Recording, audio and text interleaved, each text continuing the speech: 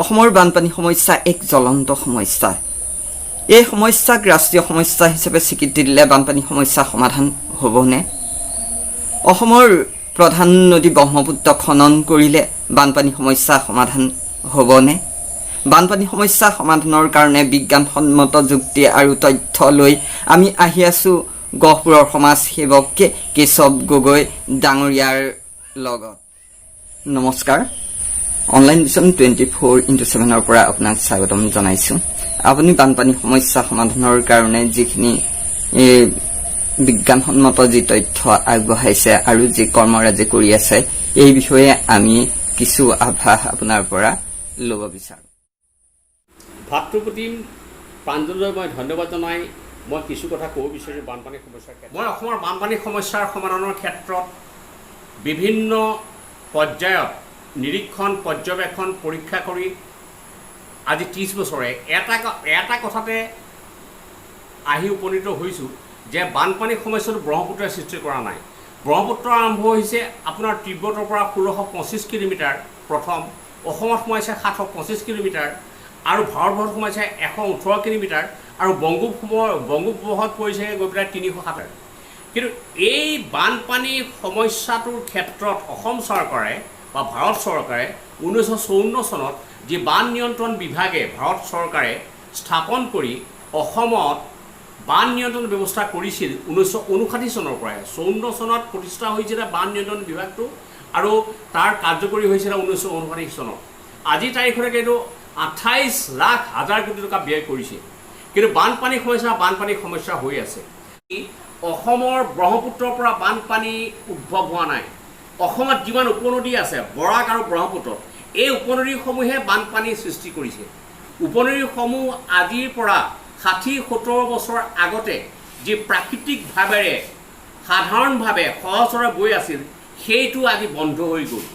আজি উপনদীসমূহৰ বুকু উফন্দি উঠিলে, যাৰ কাৰণে উপনদীসমূহৰ পৰা গেট বা পানী কঢ়িয়াই নি উপনদীসমূহে ব্ৰহ্মপুত্ৰত পেলাব নোৱাৰে। ব্ৰহ্মপুত্ৰ কিন্তু আজিও সাজু আছে, ব্ৰহ্মপুত্ৰৰ গতিবেগ আজিও একেই আছে। কিছু ঠাইত ব্ৰহ্মপুত্ৰ বা বৰাকৰ যদিও গভীৰতা কমিছে, কিন্তু ব্ৰহ্মপুত্ৰ বা বৰাকৰ আজিও সামৰ্থ্য আছে সেই গেট আৰু পানীখিনি নি পেলাই বংগোপসাগৰত পেলোৱাৰ। কিন্তু যিমান উপনদী আছে সেই উপনদীবিলাকৰ যিটো বুকু গভীৰতা নাইকিয়া হৈ গ'ল, উফন্দি আহিলে, যিটো কাৰণে আজি বাধাৰ সৃষ্টি হৈছে আৰু মানুহে বহুত অত্যাচাৰ কৰিছে, যিটো কাৰণে কিছুমান ঠাইত ব্ৰহ্মপুত্ৰৰ বা বৰাকৰ উপনদীসমূহৰ পাৰত কিছুমানে মথাউৰি নিৰ্মাণ কৰিছে, কিছুমানে প্ৰাকৃতিকভাৱে কিছুমান কৰিলে, যিটো বাধাৰ সৃষ্টি কৰিলে, কিছুমানে পুখুৰী খান্দিলে, যাৰ কাৰণে আজি ব্ৰহ্মপুত্ৰ উপনদীসমূহৰ যিটো গতিবেগ সেইটো কমি গ'ল। মূল কথাটো হৈছে এইটো যে ব্ৰহ্মপুত্ৰৰ উপনদীসমূহ খনাই পেলাই সংযোজি যদি কৰিব পৰা যায় বৰাক বা ব্ৰহ্মপুত্ৰত, তেনেহ'লে সেই বানপানী আমাৰ অসমৰ পৰা নাইকিয়া হৈ যাব। বৰ দুখেৰে ক'ব বিচাৰিছোঁ যে আজিৰ তাৰিখলৈকে এইবিলাক কথা চৰ্চা কৰা হোৱা নাই। জাতীয় সমস্যা হৈছে আমাৰ বানপানী, জাতীয় উৎসৱ হৈছে বিহু। আমি দেখোঁ যে দূৰদৰ্শন কেন্দ্ৰবিলাকত বিহুৰ বিষয়ে আলোচনা হৈ থাকে, কিন্তু বানপানী সমস্যাসমূহকে আজিলৈকে আলোচনা নহয়। কিন্তু বানপানীয়ে প্ৰতি বছৰে প্ৰায় 1,500 কোটি টকা অসমৰ নষ্ট কৰে খেতি পথাৰ। গতিকে জন ৰক্ষা কৰিবৰ কাৰণে উপনদীসমূহ খনাব লাগিব আৰু উপনদীসমূহৰ খন্দোৱাৰ ক্ষেত্ৰত 5টা বিভাগক বহুমুখী প্ৰকল্পৰে আগবঢ়াই নিব লাগিব। কৃষি, ৰাজহ, মীন, যিটো কয় এতিয়া জলসম্পদ আৰু লগতে হৈছে বন। এই আটাইকেইটা বিভাগ এক কৰি এজন শক্তিশালী দক্ষ মন্ত্ৰীৰ হাতত যদি দিয়া যায় আৰু উপনদীসমূহ খনাই যদি যিখিনি মাটি ওলায় সেই মাটিখিনি পাৰত পেলাই এইকেইটা বিভাগে কৃষি, জলসম্পদ, বন বিভাগ, মীন আটাইকেইটাই যদি সংশ্লিষ্ট বিভাগে আঁচনি গ্ৰহণ কৰি অসমৰ নিবনুৱা সমস্যাৰ সমাধান কৰিবৰ কাৰণে বৃহৎ আঁচনি, গুৰুত্বপূৰ্ণ আঁচনি গ্ৰহণ কৰে, মাষ্টাৰ প্লেন গ্ৰহণ কৰে, তেনেহ'লে নিবনুৱা সমস্যাৰ সমাধান হ'ব। আৰু যিবিলাক উপনদী খন্দুৱা হ'ব, সেই খন্দুৱা নদীবিলাকত পৃথিৱীৰ বিভিন্ন ঠাইৰ মাছ আনি পেলাই, যিখিনি মাছ উৎকৃষ্ট যিখিনি মাছ আমাৰ স্বাস্থ্যৰ কাৰণে উপযোগী, সেইখিনি তাত পোহা যদি হয়, তেনেহ'লে বিশ্বৰ ভিতৰতে অসমখন এখন উল্লেখযোগ্য ৰাজ্য হ'ব।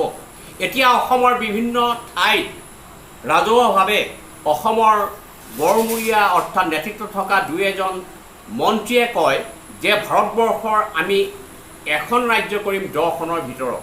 কেতিয়াও হ'ব নাই, এইটো বিভ্ৰান্তিকৰ কথা কৈ আছে। যেতিয়ালৈকে বানপানী সমস্যা সমাধান নহয় তেতিয়ালৈকে কিন্তু অসমৰ কোনো সমস্যাই সমাধান নহয়। আৰু বানপানী সমস্যা সমাধান কৰিবৰ কাৰণে আমি যিটো কথা কৈছোঁ যে উপনদীসমূহ খন্দাব লাগে আৰু সহজ সৰলভাৱে বোৱাই দিব লাগে, ব্ৰহ্মপুত্ৰত পেলাব লাগে, তেতিয়া কিন্তু অসমখন ভাৰতবৰ্ষৰ ভিতৰতে নহয় পৃথিৱীৰ এখন উৎকৃষ্ট আৰু অগ্ৰণী ৰাজ্য হিচাপে প্ৰতিষ্ঠিত হ'ব। আৰু মই এইটো কাৰণেই আজি তাৰিখত অসম চৰকাৰৰ সৈতে যোগাযোগ কৰা নাই। মোদী ডাঙৰীয়া ভাৰতবৰ্ষৰ প্ৰধানমন্ত্ৰী তেওঁ এটা কথা কৈছিলে যে আমি সমস্যা জীয়াই নাৰাখোঁ, সমস্যা সমাধান কৰিব বিচাৰোঁ। গতিকে অসমৰ বানপানীৰ সমস্যাটো কেতিয়াও অভিশাপ নহয়, ইয়াক আমি বাস্তৱভাৱে চাব লাগিব। 1795 চনত কমলেশ্বৰ সিংহই অসমত নগা পাহাৰৰ পৰা অহা এখন নদীক এটা প্ৰাকৃতিকভাৱে সহজ সৰলভাৱে স্বাভাৱিকভাৱে বোৱাই দিছিল। বানপানী সেই সময়তো হৈছিল, কিন্তু বোৱাই দিয়াৰ কাৰণে বানপানী তাত নহ'লে, অৰ্থাৎ অসমৰ উপনদীসমূহক স্বাভাৱিকভাৱে যদি বোৱাই দিয়া হয় তেনে অসমত বানপানী কেতিয়াও নহয়। নিবনুৱা সমস্যাৰ সমাধান হ'ব, আঁচনিবিলাক বাস্তৱায়িত হ'ব। আৰু তেনেকুৱা দৃষ্টিভংগীৰে অসম চৰকাৰে, ভাৰত চৰকাৰে ইয়াত আঁচনি গ্ৰহণ কৰিব লাগিব। কমলেশ্বৰ সিংহৰ উদাহৰণটো ল'ব লাগিব। কমলেশ্বৰ সিংহই যিখন নদী নগা পাহাৰৰ পৰা আহি থাকোঁতে বানপানী সৃষ্টি কৰাৰ কাৰণে এটা প্ৰাকৃতিক ৰূপত গতি দিছিল, সেই নদীখনৰ নাম হৈছে ভোগদৈ, যোৰহাট নগৰৰ কাষত আছে। সেই আপুনি যদি বানপানী সমস্যা সমাধান বিচাৰে তেনেহ'লে আমাৰ এই পেজটো আপুনি লাইক, কমেণ্ট আৰু শ্বেয়াৰ কৰক।